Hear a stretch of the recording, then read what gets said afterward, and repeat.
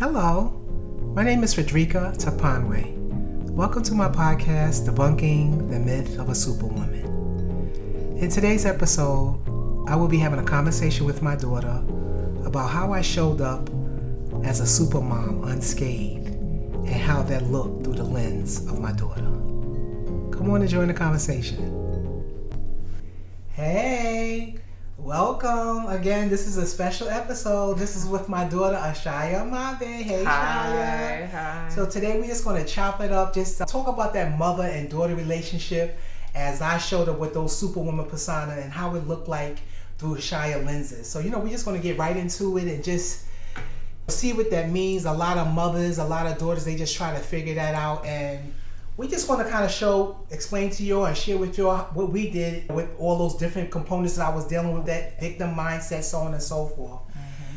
So basically, Shaya, just so proud of you just being here. I mean, we come a long way. We always talk about how far both me and you have come being a single mom, and we just want to be authentic. I'm all about being authentic. So I just wanted to know, what was your experience in just having a mother appearing unscathed, just showing up like nothing was wrong with me when a lot was going on? Yeah. Well, first I want to say I'm happy to be here. Thanks for having me. And I'm very proud of what you're doing.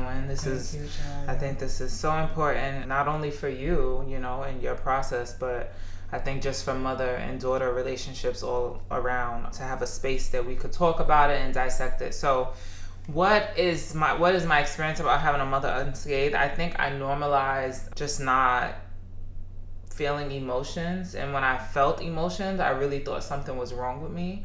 Also, too, I really admired the fact that you were so strong, and I talk to people about this too, but not only were you strong, but I was growing up in the 90s, 2000s, where like that was the norm of the woman. Like the music was like about being empowered and like not crying and not letting a man take advantage of you and not feeling bad and all this stuff. So it wasn't even just you. It was just like my whole world during that time was to be this strong, non-emotional woman. And I'm very emotional. I cry so easily. So I was really feeling like, damn, like I must be like made wrong. Like something is wrong with me. And at the time, I didn't really see it as like, I admired you for that. I didn't even see it as like, wow, because my mom's not crying, I'm messed up. I really was like, damn, I wish I could be more like her. I thought it was a valuable attribute of a woman. Yeah.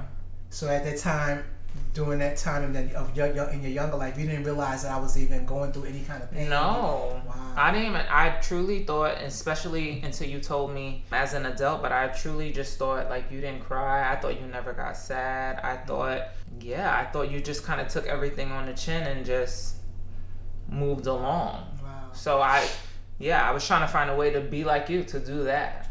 Wow. And again, just to recap, for those of you who haven't heard my episode Healing Beyond Trauma and Grief in episode 1, I basically was talking about how when I had, was emotional, when I was feeling bad because I lost my husband when Shai was 6 months old, I would retreat to my basement and cry because I didn't want my daughter here. I'm thinking, okay, I wanted to show up a certain way because I didn't want my daughter to feel bad that I was crying, because again, when I realized that I was mimicking my mother's survival tactics. My mother showed the same way in front of me. She showed up unscathed. She showed up like everything was fine. And she was dealing with so much. I'm curious. So what did you think was the worst case scenario if I would have saw you crying? You know what? If you asked that question, I probably thought back then that you just was going to feel so bad. Like you just was going to have a hard time because you already lost your father. So I guess I thought that if you saw your mother cry, that would just add more of an emotional burden on you. Honestly, probably really nothing. Now that I think about it, probably nothing really wouldn't have happened that we couldn't have handled. But I just probably thought in my mind that, she lost her father.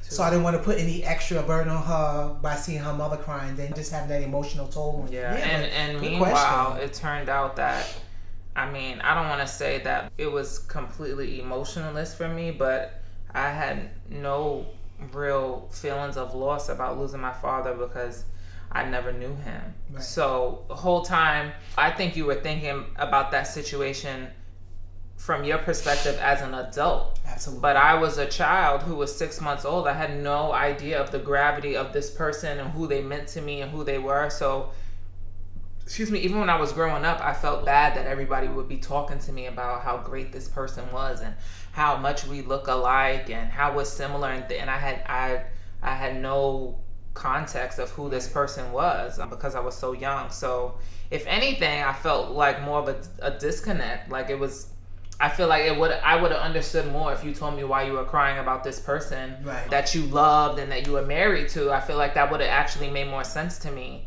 Oh, well, yeah, my mom is sad about that. But I think that, again, that kind of perpetuates the idea of being strong. I'm like, well, if my mother was married to this man and she never talks about him and she never cries, you know, if she could get over that, then he's insignificant, right? Yeah, or it also felt like if she could get over that, then why am I crying that, you know, this boy broke up with me? Right. Or like that I failed the test, or that like I'm not able to do this thing that's really challenging. So I think I'm glad we spoke about that, because it goes to show like what you're thinking in your head, you know, with your best intentions is not necessarily what's happening. So I'm gonna just piggyback. You had mentioned something like, you said, well, if my mother's not crying over this man, her husband, my father, so how did me showing up in your how did that show up in your relationship? You know what I'm saying? Like with your friends, or you mean with your boyfriends? Like, did you feel like, okay, I'm not gonna be crying, you know, get over it or whatever? Yeah. Did that affect your decisions? Yes, definitely. In all my relationships, but I've always, and again, it makes so much sense now, but you know, I'm a Scorpio, so you can do what you want with that information. But I love love. I love being in love. I love romance. I love, you know, I'm very much a romantic, and I have been since I was young. And I feel like I always, when I was in relationships, I wanted to give it like a last fighting chance and like all this stuff. And so even though my personality really wanted to talk about something or let somebody know how they hurt my feelings, I was constantly in my head like, that is so weak, like don't do that, like you're gonna look weak, that's embarrassing, don't put yourself out there, don't, you know. And I would try to convince myself to just, you know, cut relationships off at the arm, like just be done.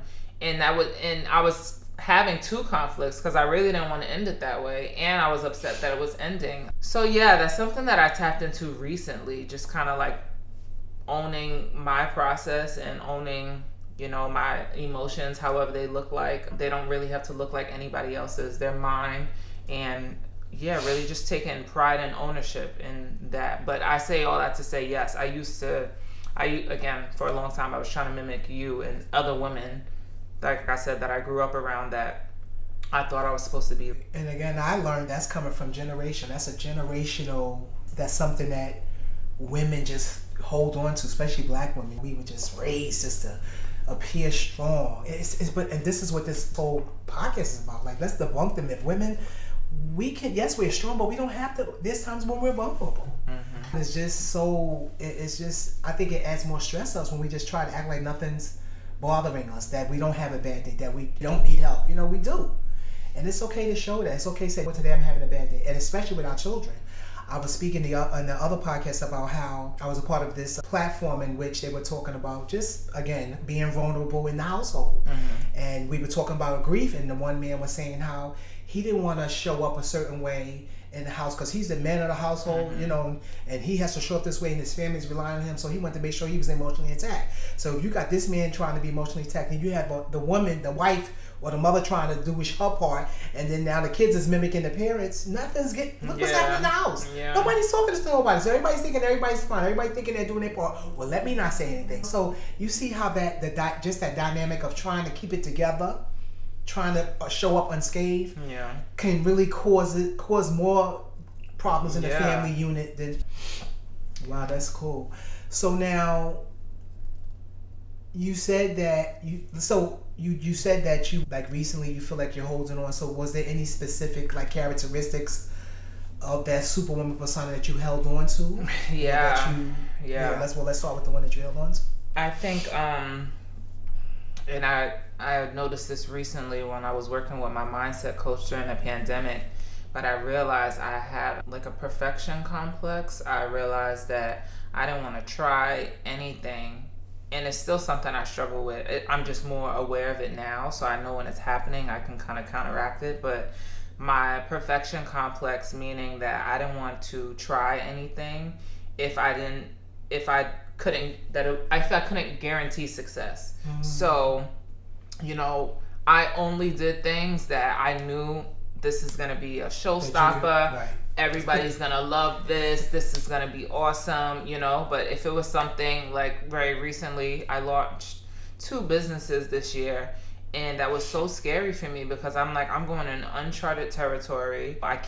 This is not something that I could charm my way out of. I actually have to know what I'm doing, and I actually have to wait and see the process. It's not going to just show up and be the way that I want. And that is just so hard for me. It's hard because it's hard to do, but it's also hard because of my background of just not wanting to try. And before, I would just only do things that I knew was guaranteed success. I would only, you know, like I'm really good at English. That's why my major was journalism. It's like, it feels safe here. I know I'm gonna do well. And also, which also goes back to you, I also know that people are going to congratulate me or like me for doing that thing well. So even with you, I feel like maybe subconsciously I was rewarded by you for not crying, for not like being emotional. You know, I feel like, and maybe you thought you were rewarding me. Oh yeah, you're being a good girl. But I was, oh look, I stopped myself from crying, and wow, my mom likes that. Was going on, yeah. Right? So that's another thing. Like, it's almost like, okay, I'm also trying to find a way of connection with you. It's like, okay, you don't cry, I don't cry either. It seems like you like that. So, you know, it's a form of connection. And I'm saying that same kind of seeking approval by doing the thing that's going to get approval, that also followed me in my life. So it's a whole cycle. But yeah, basically that perfection, I feel like for a long time it also just limited me in life because it kept me so small. I didn't want to try anything new. I didn't want to try, really. I just wanted to do and succeed, which that isn't really probable. You know, it's not realistic. Wow. And again, here you have your own interpretation of perfection. I don't even know you're going through this. You don't know this is what you see what I'm saying? How that lack of communication. So that's one thing, as we see now, like we can just share with you, it's so important just to talk through whatever it is that's going on in your house. Mom talk through, dad talk through to your children, and children speak to your parents. But again, look what Shai just said. She's thinking she's showing up a certain way. She's thinking she's getting my approval. I don't even realize she's what she's doing, and vice versa. So wow, that's with yeah, that. Right? I think there should, because obviously we're having a conversation now, and obviously everything could be repaired, but I think it is helpful to have those conversations in real time, you know, and it's gonna be difficult, but it's gonna be difficult anyway, right? So we might as well have the conversation sooner than later to also like prevent bad habits from being made. That, because again, like now I'm unworking those things in my adulthood, and you know, everything happens for a reason, but it is challenging. It really feels like I'm shedding like an old person. Wow, yeah, I could definitely see that. Yeah. So now, just where you having only a single parent and being a mother, do you think having that male figure, how did that show up? Like not having your father, not as an adult, what do you feel maybe,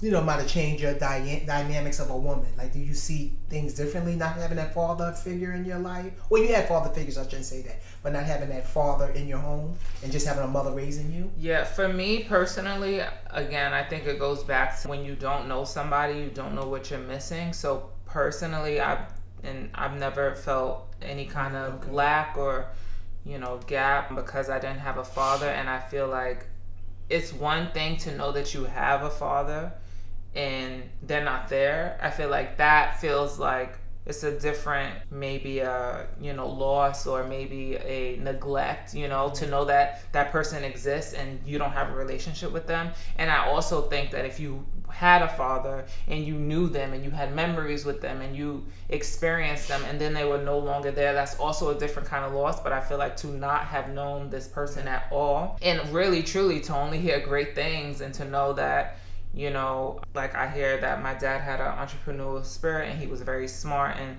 to see those things manifest in me, I'm like, okay, that's great. You know, that I feel like it's easy to romanticize it, is what I'm saying, to just see all the best things. But what I will say is because you were a single mother, I feel like that also gave me a lot of opportunity to create my own narrative, because I came from a clean slate where I didn't really see, you know, a bad relationship. I didn't necessarily see a good relationship. I just feel like I was able to write my own story. Like, I was like, okay, so yeah, what do I want for me? And I don't know, maybe that's, I don't know. I feel like that's just how I was programmed, but I always just was like, oh, okay, I'm just gonna go out and create my own thing. So the relationships and the marriage that I'm in now is really just because of what I wanted for me, and found a person who was able to make sure we reflected what we wanted in each other. But I want to speak back to the father figures. And I did have positive father figures and role models in my life, mainly my grandfather and my Uncle David. They, specifically my Uncle David, he really was like a father to me, from like picking me up, talking to me, coming to all of my celebrations. Yeah, so I feel like, I mean, we never really had like one-on-ones, like, oh, this is what you do with this, but that was enough. Like, yeah. And your grandfather, wow, he was always so proud of me. We used to always tell you, school. He told me, he let me know, he just constantly affirmed me, let me know I was, you know, he was always just so happy to see me. Yeah. I mean, my grandmother too, but yeah. I can't say that those two male experiences really made an impact on my romantic relationships, or like, you know, on who I am as a woman. I think just truly like the collective of people who helps raise me. Yes. Yeah, I think that afforded me to be able to, you know, go to after school, go to swim class because somebody was going to be able to pick me up, or go to the school because somebody could take me there. You know, I think they were more helpful in those retrospects, but I think as far as like my personality, or, you know, the relationships that I'm in now, I think that was really just like instinctual. Yeah, that's true. And just to piggyback, yes, that you definitely, when they say you need a village to help raise your kids, and I definitely had. It wasn't like I did it by myself. I had some amazing people to help me. Shai's godmother, my sisters, you know, like she said, her godfather, her aunt, and her grandfather. Everybody was just there. Yeah. My friends that really just made a difference in helping me, you know, make it seem like it was easy and just raising a Shia. One thing I want to just kind of go back to is like, as I was stating, I know one thing, as a single parent, I felt kind of unprotected just once I lost my husband, just as a woman. So I think just raising you, I think I made sure that, well, at least I wanted to give you the tools, that you would know how to figure things out, that, you know, you didn't have to back down, that you had the capacity, you had the agency to do whatever you wanted to do. Because I didn't have that back when I was younger. You know what I'm saying? I was more docile because of the situations that I dealt with, being traumatized and dealing with childhood trauma. I just wanted you to be the opposite of what I was. I wanted you to just have a different mindset. And that's one thing mothers need to know, just parents in general. We have to be very careful on what we're instilling in our children, because remember, if we don't get that help, if we don't take care of that wounded younger individual who went through all that trauma, we're going to raise our children with that negative mindset, those negative lenses, okay? So that we're going to do more harm to our children than not. So we just have to have an open dialogue, and we just have to be, just again, allow people to input, and of course positive individuals to input into that relationship, because there might be some things that I might have been telling my daughter, but because I was open to allowing people to correct me, it kind of just helped the flow a little better. Again, nobody's perfect here. I definitely wasn't perfect, but what I'm saying, as an adult, it's so important, parents, that we just take a look that we're raising our children, but if we didn't get the help and get delivered from our past traumas, we can be raising them children with a negative and incorrect mindset and lenses. So again, I was just explaining to you how raising a child with those negative untapped components can be detrimental to the child. So let's just talk about you as an adult. How do you deal with pain? Yeah, I think it's difficult. I think I still am dealing with how to be vulnerable with others. I feel like it's easier for me to be vulnerable after the fact, right? It's easier for me to be like, oh yeah, I had a bad day. I had a bad day last week, or, you know, I could share my experiences about how there was a time when I was down and out, let's say. But I feel like in real time, I still have a hard time just letting people outright, know. just outright, just like, I'm having a bad day. I'm not feeling good, and I think that's truly, like, the childhood part really comes into it, that I'm still trying to fight off. It's like I have to fight off in real time. Not only did I not see this, I'm not used to doing it. So it's really hard for me. But I try my best to journal, and it's really hard for me to talk to other people about it in real time too, because I just feel judged. I feel ashamed. I feel like I shouldn't. Not only should I not be feeling this way because of whatever the scenario is, I'm ashamed that I have to share it with you, because it's like everybody's going through stuff, but I'm the one who feels like they have to tell somebody that I'm going through stuff. So just the shame around the whole thing, and I know that doesn't help, but that's what I'm trying to work on. So as of now, I try to journal and listen to podcasts or read a book, but I'm trying not to. I like journaling because it allows me to focus on what's happening, because sometimes when I listen to podcasts, it's more of a distraction and it kind of pushes it to the back, but it's still there, so it's gonna make its way back to the front. So I mean, it's really something I'm still working it out, but I would say, you know, just talking to the people that I really trust that aren't going to judge me, like you and my husband. So you're able to cry in front of your husband, like, oh, I'm having, this is what's going on. Yeah, and I'm able to do it. I still doesn't feel good, and I let him know, like, listen, I'm not comfortable doing this, and this doesn't feel good to me, but again, he's already shown 1,001% that he's there for me. He's not going to judge me, so I do it, but, you know, I'm still working on not judging myself for doing it. Now that you're an adult, like I said, I mimic a lot of my mother's, like, coping mechanisms. Do you feel sometimes when you want to come to me, you really don't want to tell me because now you don't want to upset me, right? Like, you don't want to tell me so much. Like, I think there's been times where you say, well, I didn't really want to overload you. And I'm like, what? You see what I'm saying? So do you feel like there's another kind of cycle changing because now you're older, now you want to take care of my emotions? Yeah, I mean, I also just think it's natural. I mean, I'm not a mom yet, but I think it's natural. I'm assuming that if I come to you crying, you're just going to want to solve it, right? Right. So sometimes I'm like, I'm not looking for you to solve my problem. I just want to talk. I just want a place that I could come, let this be a safe space. And I feel like it's difficult to ask that of you. It's difficult for you to hear me crying and saying, oh my gosh, this is so hard. I don't know how I'm going to deal with this. And then you not. Well, you assume that though, but like I said, again, we don't want to get back into, and I think that's something that we just naturally do. You're just assuming, oh, I don't want to tell my mom. You're not trying to solve it? I think I'm not trying to solve it, but I still will want you to come and tell me. Do not come not tell me and say, because you're thinking, oh my God, this is too much for my mother, or I don't want my mother to feel sorry, you know, just. No, I didn't say that. I said I think that you would try to solve it for me, which I don't want you to solve it. As a mother. I really don't know. I think it's a case by case situation, or depends. And that's what I'm saying. I think that's the part that's hard to do. It's like, how are you gonna come here? You know, you're crying, you are so upset, and I'm just supposed to be like, well, thanks. I'm just gonna be open here. It's like, it's not realistic. So that is I realize what I'm asking of you, and I feel like, yeah, maybe in that way I am trying to carry the burden, but yeah.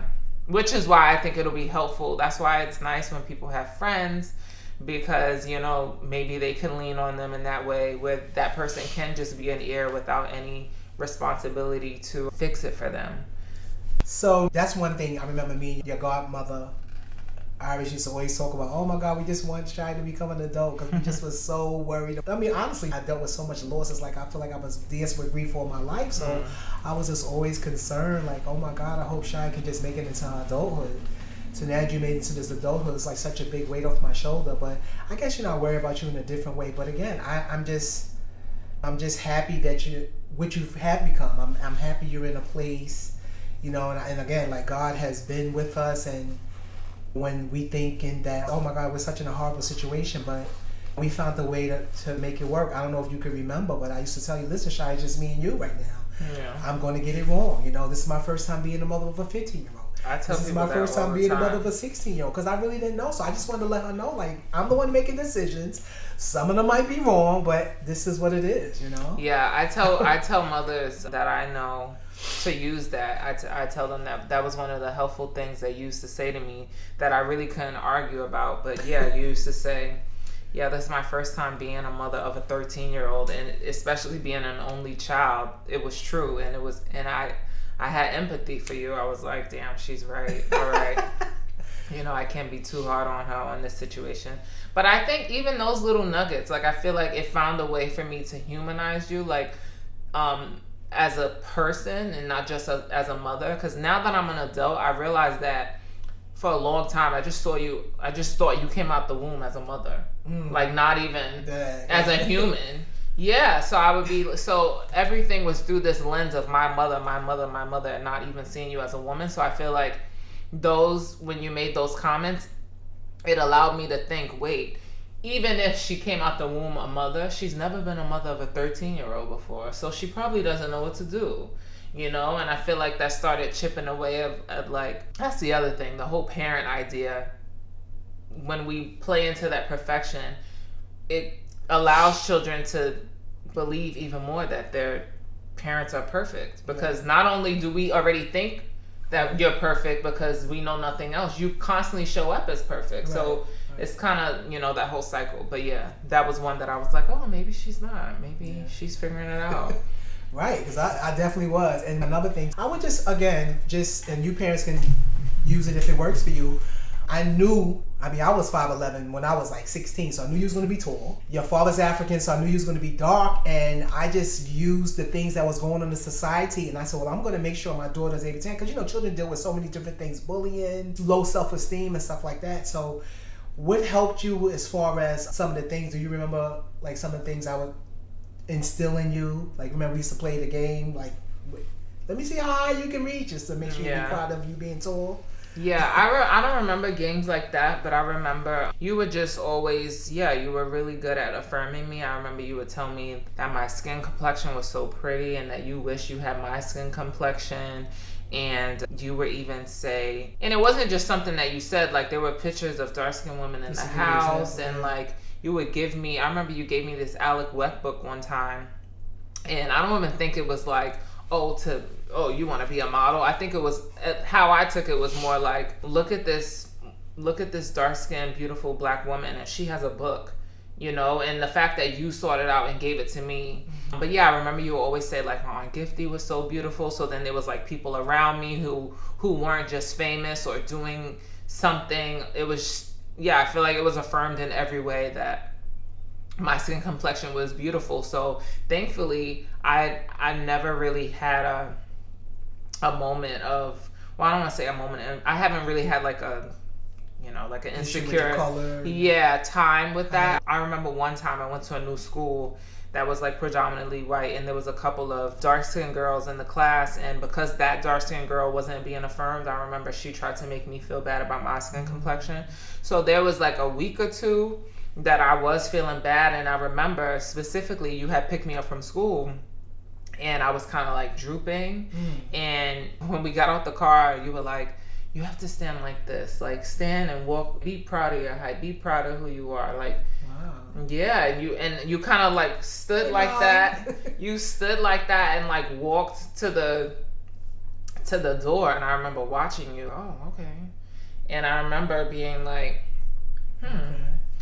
yeah, so the fact that you called it out, because I didn't tell you out loud, like, oh, this girl, you know, made me feel bad. But the fact that you saw something in me and you called it out, I think you were really good at that when it came to self-esteem. I think when you saw something, when you saw something, you called it out, and if you knew it was going to be a thing, you kind of was ahead of it. So you did a really good job with that. Thank you. Well, I didn't even realize I was doing that, but I just know it's so important. I know a lot of women just deal with that low self-esteem, and again, if the mother's doesn't feel affirmed in herself, how's that going to look for her daughters or even the son? I mean, you know, the parents, we really have to be mindful on how we're showing up for our children. And guess what? If we don't take care of ourselves, the kids are mimicking us. The children are seeing us. They might don't say anything. As you see what Shai said earlier, it's her interpretation.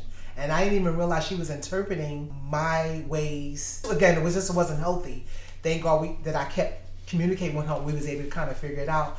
But I just want to just remind the parents, it's so important. It's so important to affirm your children. There's so much outside distractions out here, especially with social media. And a lot of children are being affirmed in negative ways. Games and just whatever. Whatever's in front of them is not necessarily the best way, the best copycat. So we have to just remind our children, they don't have to be that to feel affirmed or to be valued, to be wanted. Yeah, and I think to be included.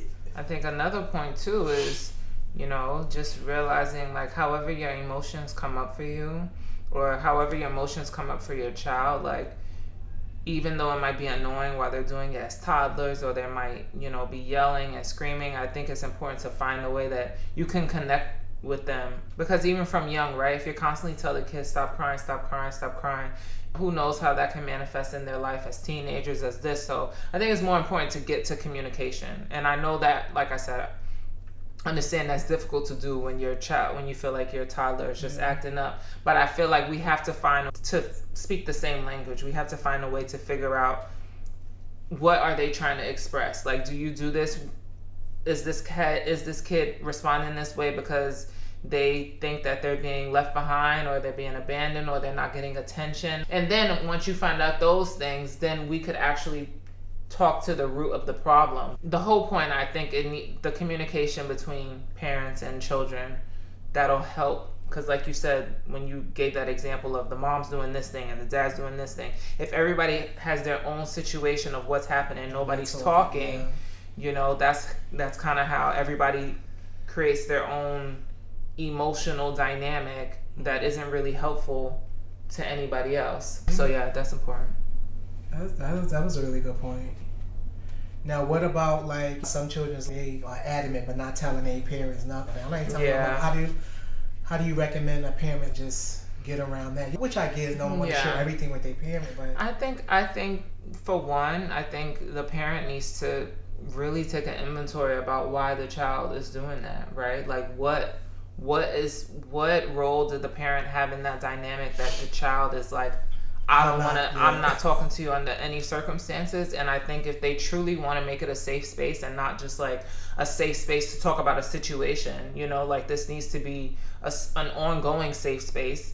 And it's also going to be something that takes time. But I think once they realize, their role in this, and I'll use an example with you and I, part of you showing up so strong was like you didn't tell me verbally that you loved me a lot. And I feel like when you wanted to start saying that, I was like, this is weird. Why are you doing that? And I think it wasn't until you took inventory and realized that you created this space, and then you came and said, hey, I realized I haven't really done that. And you explained why you haven't done that.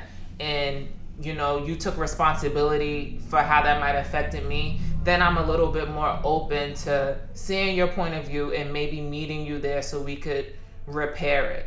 But I think if you're just like, you need to start doing this or you need to tell me this without any accountability, it's just going to feel like a fight. Yeah. You just put up a good point about, I just want to piggyback and go back to that, me saying I love you. Same thing. My mother never told me that she loved me. I knew she loved me, and I mimicked the same thing. Like, I love Ashaya. I did everything for her. I was the parent that took all the kids everywhere. I'm the one that's there. I'm at all the track meets. I'm doing everything. So I loved her. She knew I loved her, but I just wasn't that parent, throwing up in the air. Wee, I love you. Hey, I love you. I love you. Because I didn't have that for myself. Again, I'm the youngest of 16 kids, so I guess my mother just was trying to navigate that.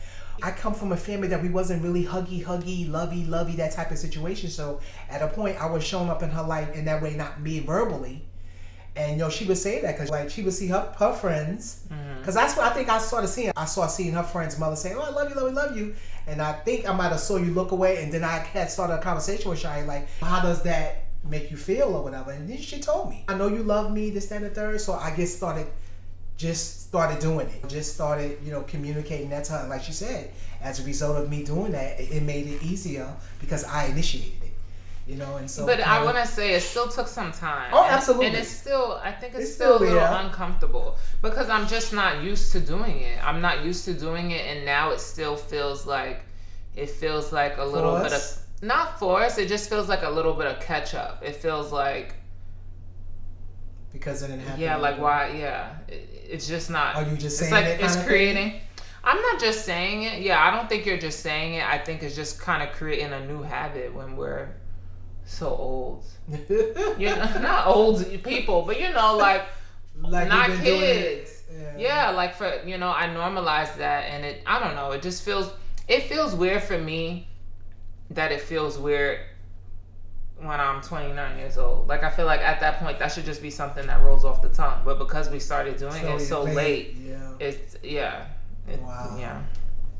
It's a good thing we having conversations, right? Yeah. That's one thing me and Shia does. We communicate about a lot of different things, and I've always given Shia space. Though she did it respectfully, which she always did. She was never a disrespectful child.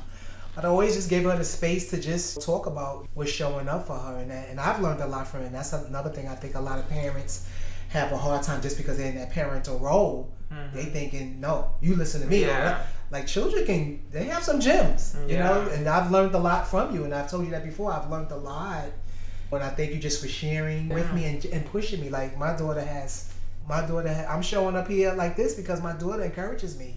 She reminds me, you can do anything, and anything I don't know, I'll ask her, but then she'll tell me, okay, this is how you look it up. So, you have really just pushed me beyond my comfort zone. I just appreciate that, because I just feel like I would have been stagnant or maybe just going into this, perfection thing. So I'm glad that I just have you just to constantly remind me, just to show up, do it afraid, and we figure it out along the way. And thank you for being my mother, and the level of joy. Just the level of commitment, because at the end of the day, even if you didn't know what you were doing, you were committed to figuring it out. And I never felt like you didn't put your all into me. I always felt like you gave it 150%, and I always knew that even in your hiccups, I always knew that your intentions were really to have the best for me. And I realized that, and it's truly inspiring. I can't wait to be a mother and have you be a grandmother to instill that in my children. But also just thank you for now being that safe space that I could come to while I'm trying to figure it out, and also letting me know I don't have to show up perfect, especially not with you, and I could come to you and share my shortcomings, and we could figure this out together. Although we're not having the same problem at the same time, we have our things that we're trying to work on. That's a good point, Shai. And that's another thing, parents. Don't think just because you went through it or just because that was your mindset, that don't necessarily mean that your child will go through the same thing or have that different mindset. Because our children are exposed to different things. Yeah. But so tell us about what you're doing now. What have you become just after you graduated and got married? So what are you doing now? Yeah. Like, share with everybody. So I work as a commercial model, meaning that I work in advertisements, commercials, and just representing brands. Cool. And I also work as a freelance digital designer. So I create websites, I create media decks, digital assets, social media posts, wallpapers, screensavers, and all of that is really just a means of my expression. I've always been pretty creative. That's true love, And I found a way to do it on my own terms. So that's been fun. And of course, in between, like, I'm a daughter, I'm a wife, and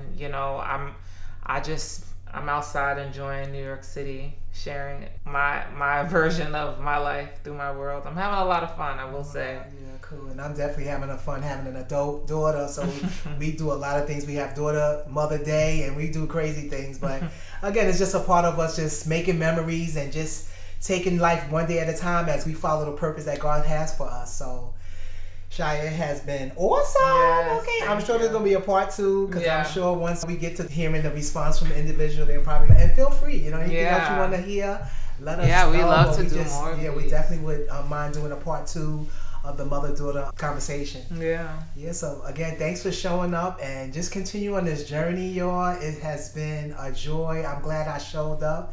And Shia, just continue just doing what you're doing. Continue to being a role model. Thank you. For so many, women, young women your age. And, Thank you. God bless. Take care, y'all. Bye. Please like, share, and subscribe on my YouTube channel and on my podcast page. Thank you. Take care, and go light up the world.